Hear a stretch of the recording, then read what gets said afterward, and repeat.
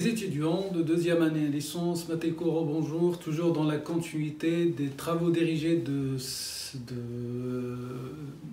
décision IGE, avec l'exercice numéro 7 dans lequel je vais traiter, donc on va essayer de traiter ou d'utiliser l'espérance d'étualité, ou le théorème d'espérance d'étualité. Dans cet exercice, on a trois projets. Un projet de tramway 1, de bus guidé B et de bus articulé en site protégé, projet C. Donc chaque projet, il rapporte des revenus en fonction de la demande. La demande est peut être élevée, moyenne ou faible. La probabilité que la demande soit élevée est égale à 0,2 à 20%. La probabilité pour que la demande soit moyenne est égale à 0,5, 50%. Et la probabilité que la demande soit faible est de 30%.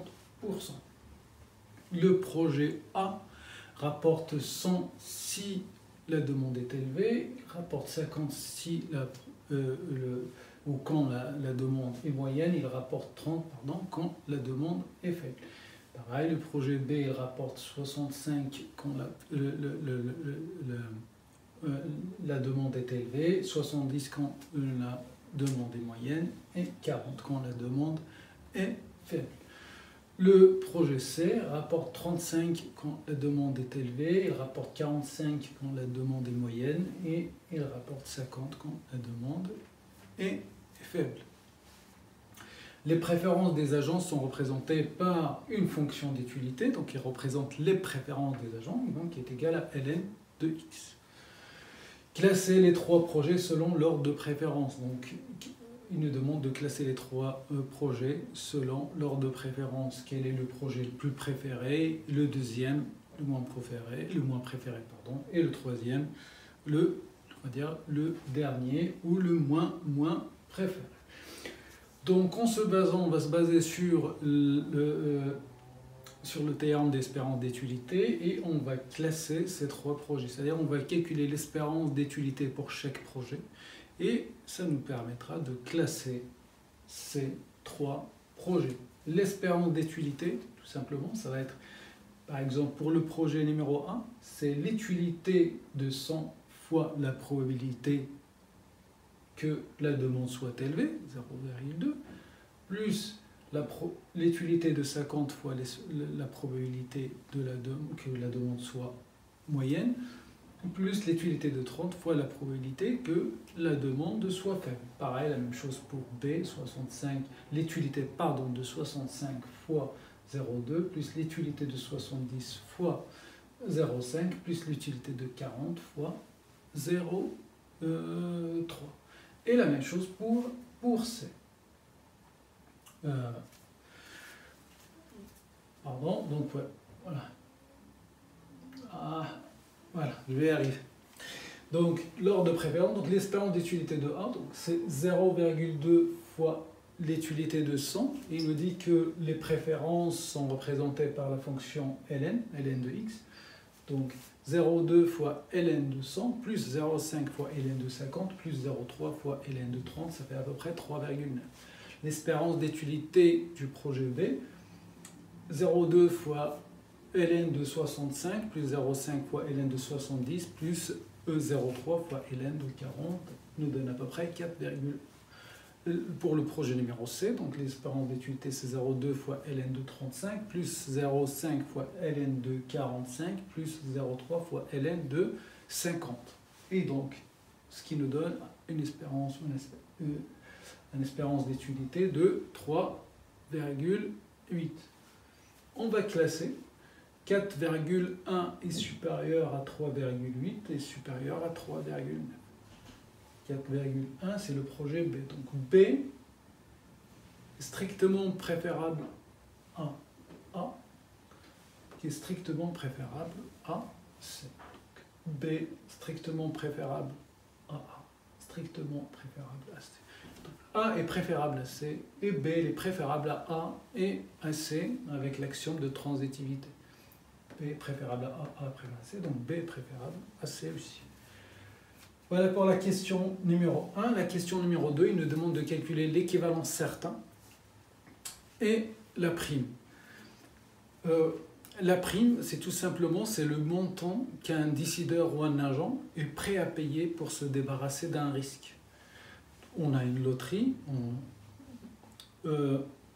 et forcément, si on a une loterie, donc si on prend le cas par exemple de ce qu'on a ici, donc on a des probabilités, on est dans un environnement aléatoire, on n'est pas sûr, donc l'agent est prêt à payer une prime pour avoir un revenu ou un gain sûr. Donc ce montant, c'est le montant maximum bien sûr que l'agent est prêt à payer, on appelle ça. Là, pour se débarrasser d'un risque, on appelle ça la prime. Et l'équivalent certain, c'est ce qui va toucher certainement. C'est-à-dire en se débarrassant, ce qui va lui rester en se débarrassant du risque. Je rappelle les formules. Donc, l'équivalent certain, c'est l'espérance moins la prime. J'ai un risque. Je paye pour se débarrasser pour avoir un montant sûr. Par exemple, on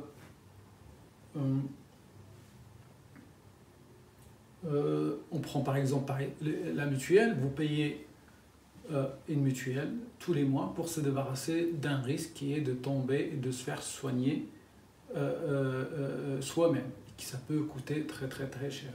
Donc, vous n'êtes pas sûr que vous allez tomber malade ou pas. Dans ce cas, vous allez payer une mutuelle pour se débarrasser du risque de tomber malade et de payer le coût des soins. Ou, par exemple, vous avez un revenu, ou ce que font par exemple donc, sur le marché dérivé par exemple, où on trouve donc des assurances contre des variations des prix. Par exemple, des pays par exemple qui importent beaucoup de matières premières. Par exemple, allez, on prend un cas, ce que vous voulez, ou par exemple une entreprise qui utilise par exemple beaucoup de farine, un artisan qui utilise beaucoup de farine, donc il ne va pas chaque jour acheter la farine au prix du jour et chaque fois modifier par exemple le prix de la baguette par exemple. Donc il va soit acheter en gros et donc ça suppose qu'il a un stock, soit tout simplement il va prendre une couverture une couverture, c'est-à-dire il va prendre une assurance et pour cette assurance il va payer toujours la farine, par exemple pendant 6 mois ou pendant l'année, il va payer le prix de la farine au même prix, quel que soit le prix du marché.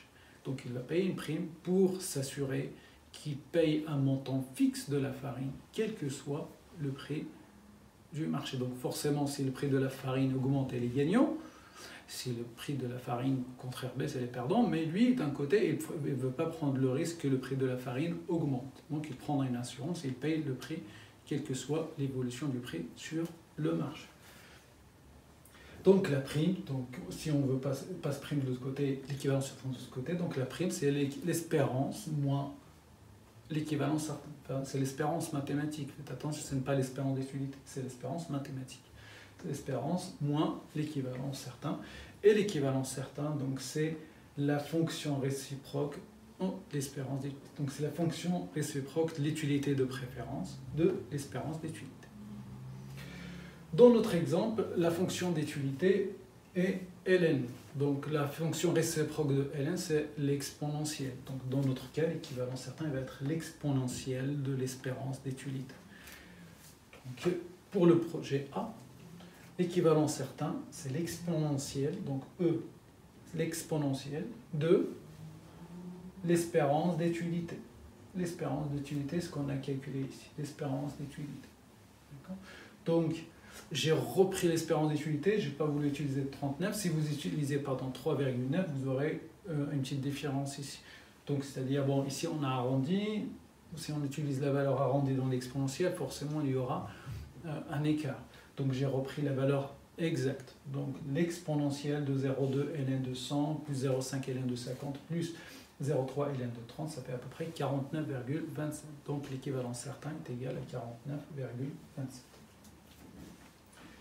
Donc pour calculer la prime, donc on a calculé l'équivalent certain et il faut calculer l'espérance mathématique. L'espérance mathématique, donc je l'ai calculé directement, ça fait 54, mais on peut le faire oralement. L'espérance mathématique, tout simplement, c'est 100 fois 0,2.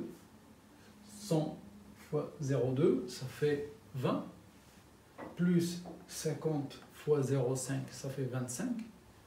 Donc 25 plus 20, ça fait 45, plus 30 fois 0,3, ça fait 9, et 45 plus 9, ça fait 54. Donc l'espérance mathématique du projet A est égale à 50. Moins l'équivalent certain, la prime est égale à 4,73. Donc la prime est positive, ça veut dire que l'agent, par exemple, ici, l'agent est averse au risque. Si la prime est égale à 0, c'est qu'elle est neutre face au risque, ou neutre vis-à-vis du risque. Et si la prime est négative, ça veut dire qu'il est riscophile ou un agent qui aime le risque. Donc ici, la prime est positive. Donc prime positive, on a une aversion au risque et l'agent il est averse au risque, on dit aussi il est riscophobe. On fait la même chose pour le projet numéro 2, on calcule l'équivalent certain.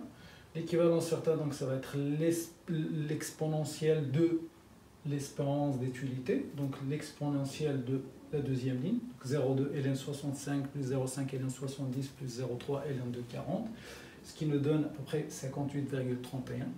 Et donc la prime, c'est l'espérance mathématique moins l'équivalent certain. L'espérance mathématique est égale à 60, on peut le calculer pareil oralement. 65 fois 0,2, ça fait 13, plus la moitié, 70 fois 0,5, donc ça fait 35, 35 et 13, ça fait 48, et 48 plus 40 fois 0,3, ça fait 12, et 48 plus 12, ça fait bien 60. Donc 60 moins 58 est égal à 1,69. Donc si vous utilisez l'exponentielle directement de 4,1, vous allez trouver une prime, mais avec une petite différence. Pour le projet C, c'est toujours la même chose. Donc on calcule l'équivalent certain. L'équivalent certain, c'est l'exponentielle de l'espérance d'étualité, qui est égale à 44,17. Et on calcule l'espérance mathématique, c'est la même chose. Donc 35 fois 0,2, ça fait 7. 45 fois 0,5, ça fait 22,5. 22,5 plus 7, 49,5. Et 50 fois 3, ça fait 15. Et 49,5 plus 15, ça fait...